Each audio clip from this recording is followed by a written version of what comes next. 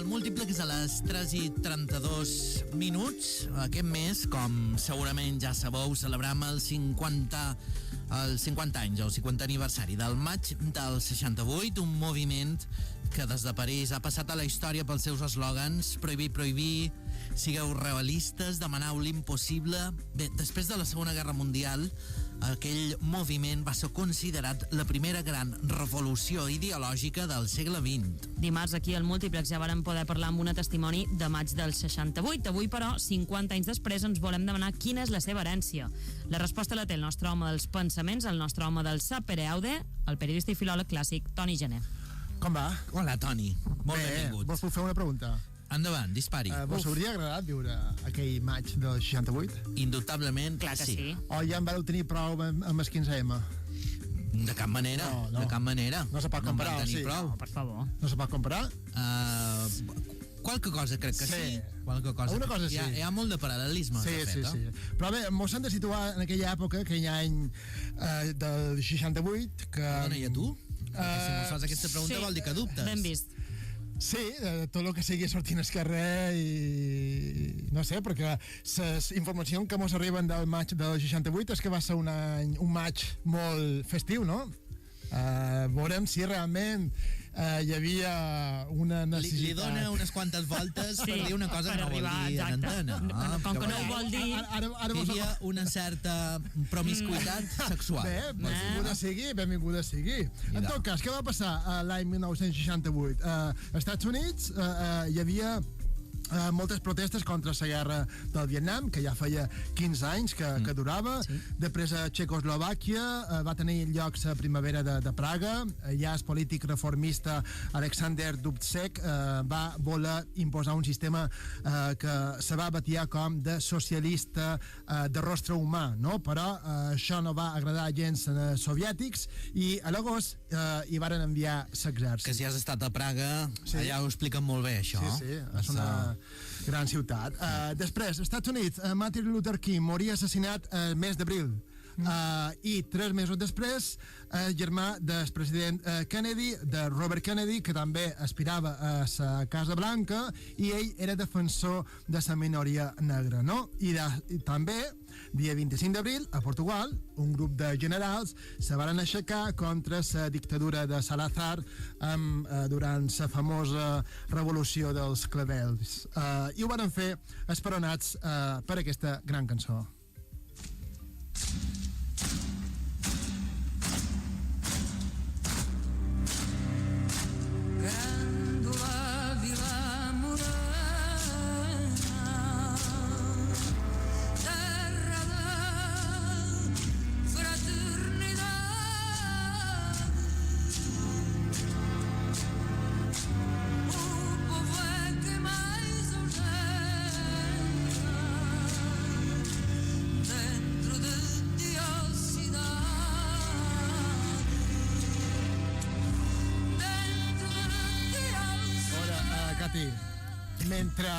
Mentre Portugal sonava... Me fas una por, Toni Gené.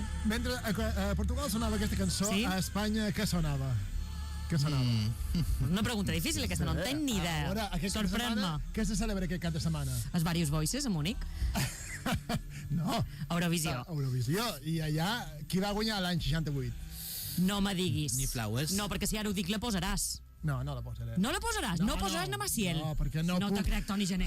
Després d'haver escoltat aquesta gran cançó, no puc posar na Maciel. Tens raó, estic contenta. A Espanya cantaven la, no? De na Maciel. Te sobra un la. La. La, quasi. Toni Gené, és dir, Espanya guanyava Eurovisió, Espanya cantava la de Maciel, mentre a Txecoslovàquia feien la primavera de Praga, a Portugal la revolució dels clavells, als Estats Units la mort de Martin Luther King, etc. I a París, al maig del 68. Sí. Un any de vertigen. Sí, un any de vertigen. El maig del 68 va ser un moviment que va durar 2 mesos i va remoure una Europa que encara era plenament conservadora i estava de ressaca de la Segona Guerra Mundial, no? Avui molts demanem si aquell moviment realment va ser tan revolucionari com diuen, o si va ser una revolució promiscua. Això ho vareu demanar, el testimoni que vareu tenir l'altre dia? Ella mateixa ho va explicar, que ella estava casada, però sí que es veure que hi havia una certa obertura també sexual, no? Unes ganes de desfer-se d'algunes cadenes familiars, socials, etc. Clar, sembla que des de vista amb so temps se pot haver idealitzat el maig del 68 i, clar, no sabem ben bé què va passar, i això és el que li demanava Ismael Serrano, el cantautor, a son pare. Papá, cuéntame otra vez ese cuento tan bonito de gendarmes y fascistas y estudiantes con flequillo y dulce guerrilla urbana en pantalones de campana y canciones de los Rolling y niñas en minifalda.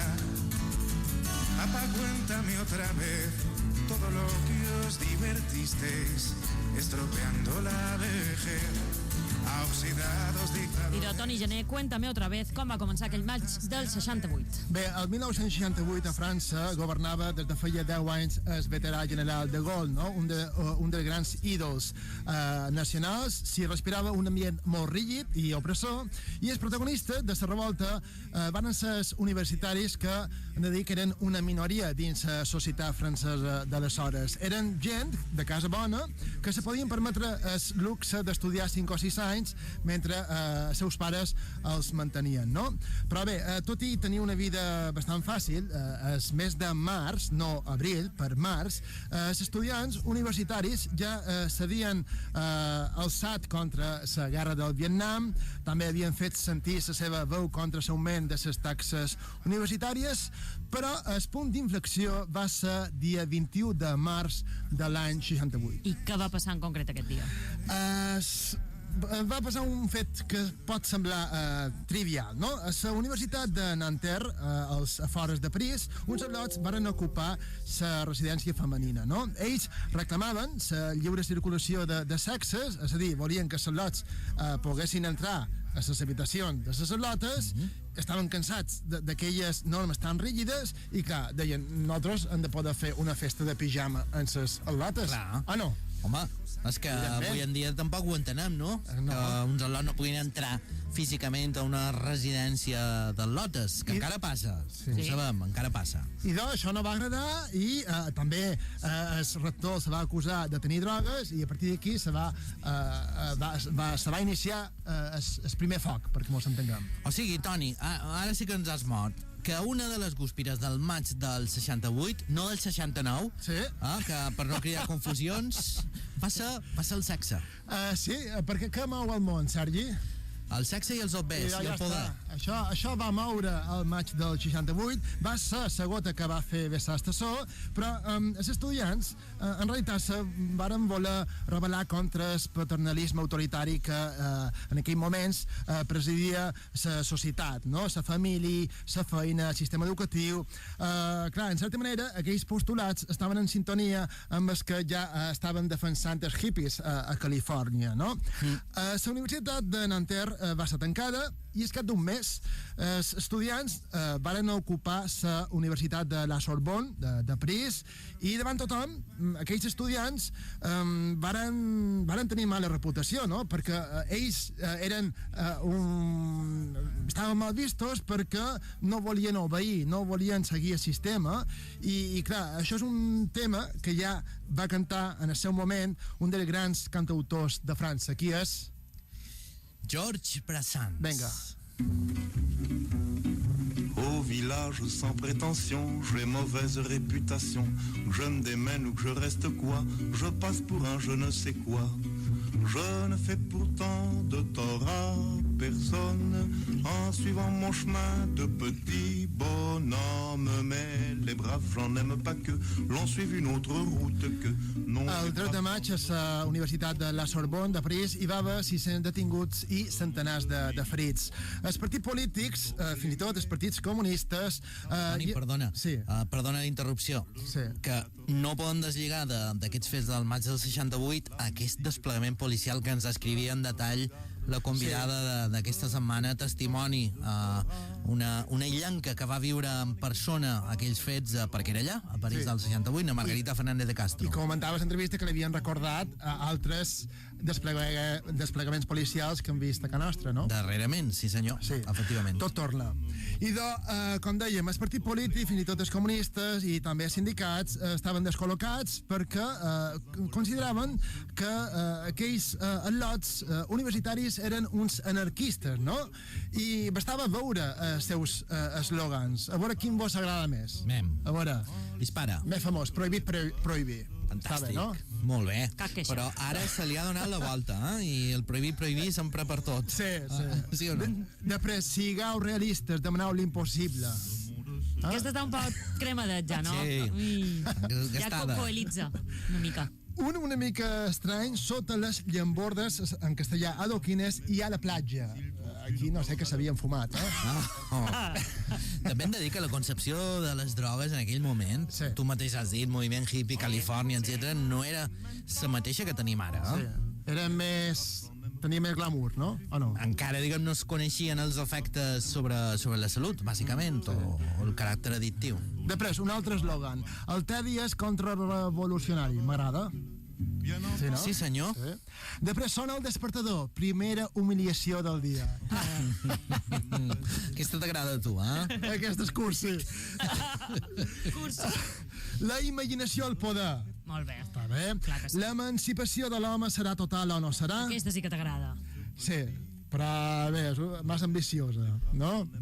Després... Entenem home com a ser humà. Sí, ara no m'ho poso. Ben matisat, Sergi Marcos. No, ben matisat. Oblideu tot allò que heu après. Començau a somiar. Això sí que La és millor, cursi. la millor. Això sí que és cursi. Prohibi. Sergi Marcos, deixa'm-ho així. El tedi és contrarrevolucionari. Mos quedem amb aquesta. Sí. D'acord. Vinga. Bé, aquell dia molta de gent... Sergi, Toni.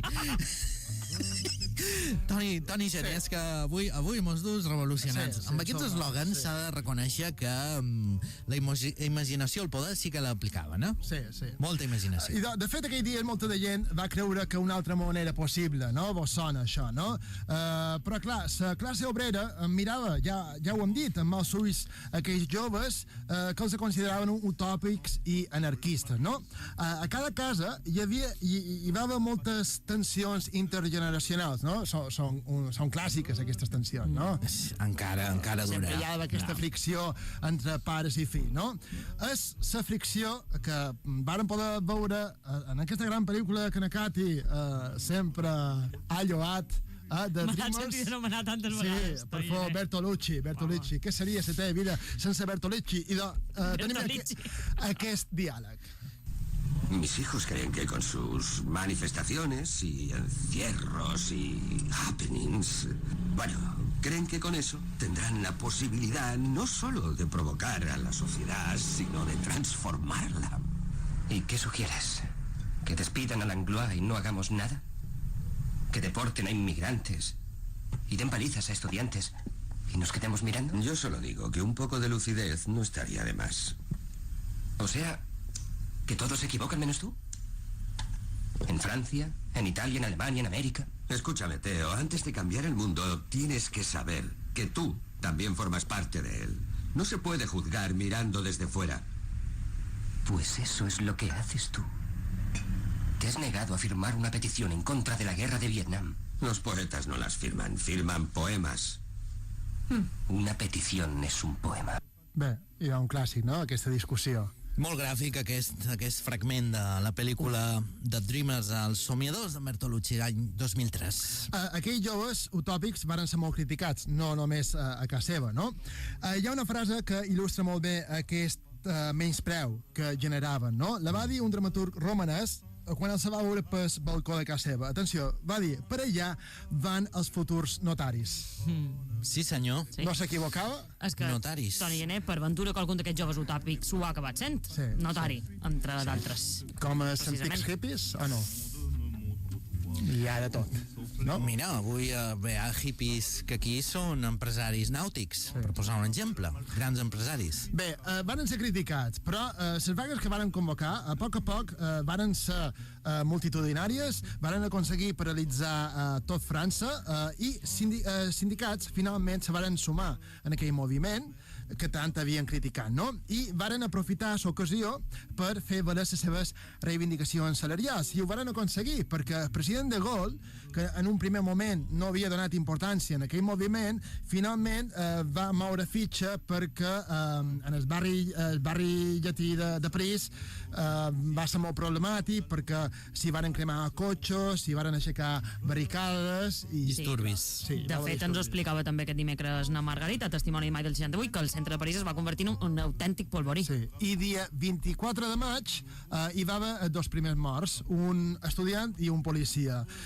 Se van encendre les alarmes, De Gaulle agafa el toro per les banyes i va decretar un històric increment del 35% de salari mínim, que va ser històric, aquest increment, 35%, i va pactar amb els sindicats una setmana laboral de 40 anys. Per tant, de 40 hores. Sí. De 40 hores. Que és vigent encara a molt de països. Una gran fita. Per tant, va tenir els seus fruits aquella manifestació. Després, per reforçar la seva autoritat, el mes de juny, De Gaulle va convocar unes eleccions que va guanyar àmpliament.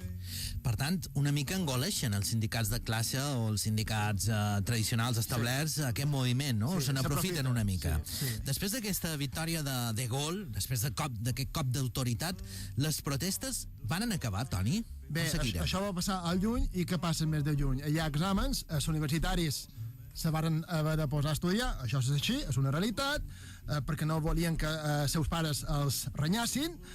Clar, De Gaulle va guanyar les eleccions, però després va convocar un referèndum i el va perdre. Per tant, va dimitir al cap d'un any d'haver guanyat les eleccions, no? I mentrestant les protestes ja s'havien dissipat. Quines diries, per tant, que varen ser les conseqüències del maig del 68? Políticament va ser un fracàs, perquè De Gaulle va dimitir, no? Però aquells joves utòpics, més que transformar el món, les estructures econòmiques del món, el que volien i ho van aconseguir era canviar la vida, els estils de vida. Hem de tenir en compte que abans tot se basava, i encara ara, una mica en la hipocresia, no? S'havien de mantenir les formes, i clar, el maig del 68 va ajudar a la llibertat sexual, a l'autonomia individual, a la igualtat de la dona, a la lluita contra la desigualtat, a un canvi també radical de les relacions dins l'àmbit familiar i universitari, no? Però tot això és molt important, Toni, Tot això és molt important. Per tant, en un primer moment hem fet una mica de befa del maig del 68, però no, va ser un moviment important, i també hem de tenir en compte que va potenciar el moviment a favor de l'avortament i la reclamació del divorci per mutu acord, que varen ser fites que se varen aconseguir pocs anys després. Sí, realment una fita important de maig del 68 va ser l'emancipació femenina, però Toni, hem de dir que la majoria de protagonistes d'aquella revolta justament van ser homes. Sí, això és una contradicció, no?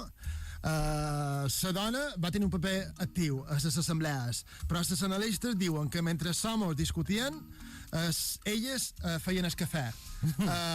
Clar, i els mitjans de comunicació només cedien un micròfon a els homes, a les dones no. I també un episodi poc conegut és que al cap de 9 mesos d'aquella protesta hi va haver moltes dones que varen haver d'avortar en silenci. Diuen que hi va haver homes que també se varen aprofitar d'aquella llibertat sexual que se va viure en aquella època. Amb totes aquestes fites, Toni Gené, podem dir que el maig del 68 va aconseguir canviar el món. No. No tant, no? Clarament no. Bé, el maig del 68 va ser una revolució ideològica a nivell individual, no col·lectiu. No volia canviar el món, sinó la vida, no? La manera d'enfocar la vida, de relacionar-nos en l'entorn, en la família, no? El maig del 68 va ser un canvi de mentalitats individuals, i gràcies al maig del 68 ja no es va criticar tant la moralitat del president de la República. Ja sabeu que a França els polítics són coneguts per seus afers amorosos. Sí. Recordant Hollande, de fet, no fa gaire. Hollande, hi va haver Mitterrand, Sarkozy. Sí, a veure, si en Sarkozy va arribar, se va divorciar, després se va plegar a Carla Bruni, ningú el va criticar, va ser gràcies, diuen, a la tolerància, diguem, aquesta tolerància que se va respirar. Per tant, en Sarkozy gràcies en el maig del 68 va poder escoltar a cau d'orella aquesta cançó que li xiu-xiuejava de Carla Bruni. On me dit que nos vies ne valent pas grand-chose, elles passent en un instant comme fanent les roses. On me dit que le temps qui glisse est un salaud, que de nos chagrins il s'en fait des manteaux. Pourtant quelqu'un m'a dit que tu m'aimes encore. C'est quelqu'un qui m'a dit que tu m'aimes encore. Serait-ce possible alors? Carla Bruni li deia qualcú m'ha dit que m'estimaves encara. Això li deia. I ell s'afonia amb aquestes paraules. Era per això que li deia a Carla Bruni, per aquesta cançó. Sempre va Segueixen arribar igual l'any i la seva estimada, no? I bé... És periodista, no? No, periodista i després actriu. Una actriu. Això, l'actriu, tens raó. Que anaven en moto amagats, no? Amb el casco aquell de... Ja. T'imagines aquí en Rajoy d'amagat, passejant en moto? No, en Rajoy no me'l puc imaginar. A un altre sí, però en Rajoy justament no. No ve a Rivera. Pot ser. O una Iglesias, mira tu, que també ha canviat de parella. Escolta, segueixen junts? Això ja són temes banals, No Bruni per i en favor, Sarkozy. No hem per de favor. desvirtuar aquesta secció, Sí, per favor. Sí. Que no ha posat na Maciel avui, per respecte a la secció. Bé, sí. Bé, seguim avançant, Toni, perquè quan a França passava això, a Espanya encara vivíem en plena dictadura. Com es va viure aquell moviment a casa nostra, tenint en compte que eren els nostres veïnats? Aquí teníem en Franco, faltaven 7 anys perquè morís el dictador en el llit, i els universitaris se van intentar imbuir d'aquell esperit de llibertat del maig del 68. Va ser molt famós el concert que dia 18 de maig del 68 Raimon va fer a la Facultat de Geografia i Història de la Complutense de Madrid, no? Allà tothom va corejar aquesta cançó. Al vent, la cara al vent, el cor al vent, les mans al vent, els ulls al vent del món. I tots plens de nit, buscant la llum. Preciosa, aquesta cançó, sempre no ens cansam d'escoltar-la, d'en Raimon. A Espanya, el 2011, Toni Gené, el moviment dels indignats del 15M, en feien referència al principi, també estaria una mica relacionat amb l'esperit utòpic del maig del 68, no? Sí, el 15M, a la Puerta del Sol, també varen poder llegir pancartes que recordaven el maig del 68, no? Recordeu-es, no ens representen, no? El 15M va ser fruit del malestar social que estava provocant la crisi econòmica. Per tant, no tenia res a veure, no hi havia aquest rerefons econòmic al maig del 68, que hi havia prosperitat econòmica de després de la Segona Guerra Mundial. Una altra diferència amb el maig del 68 és que el 15M va tenir una traducció política. En Podemos, Sí. allà no. En De Gaulle va guanyar les eleccions, però cap representant d'aquell moviment s'hi va presentar, no? I una altra diferència, els joves de París que fa 50 anys varen fer aquesta gran revolució sabien que ells viurien millor que els seus pares. En canvi, els joves del 15M tenien i encara tenen menys esperances en el futur, estan convençuts que ells Tindran pitjor. que els seus pares. En qualsevol cas, 50 anys després, ara no mos hem de posar pessimistes, no? Per favor. Cerquem una conclusió positiva. Han de mantenir viu l'esperit del maig del 68 i ho poden fer amb un lema que també se va fer servir el 15M. És una frase que se va agafar d'un text d'una obra de Shakespeare, era: si no ens deixen somiar, no els deixarem dormir. I és una frase que canta el cantautor valencià Pau Alabajos en aquesta cançó. Les excuses per a un altre moment, posa't roba confortable i sabates resistents, perquè venen temps de lluitar i fas falta en el carrer. El teu lloc està en les places amb la resta de la gent. I si no els deixen somiar, mai no els deixarem dormir. Ja saps que viure vol dir prendre partit. Pots anar calfant la gola, omplint d'oxigen els pulmons, entonant de lleis com cinc màquines inventant noves cançons, fent volar 10.000 banderes, pintant asa de colors. Són tantíssimes persones bategant amb un sol cor. I si no ens deixen somiar, mai no ens deixarem dormir. Ja saps que viure vol dir front repartit. I no ens quedarem parats, tenim dret a... Ja ho ha dit en Pau Alabajo, si no ens deixen somiar, no els deixarem dormir en aquesta cançó. Recordeu, per fer podcast del Sapere Aude d'aquesta temporada i l'anterior, basta que entreu al web d'Antoni Gené, antonigené.com. Toni, no te'n vagis encara.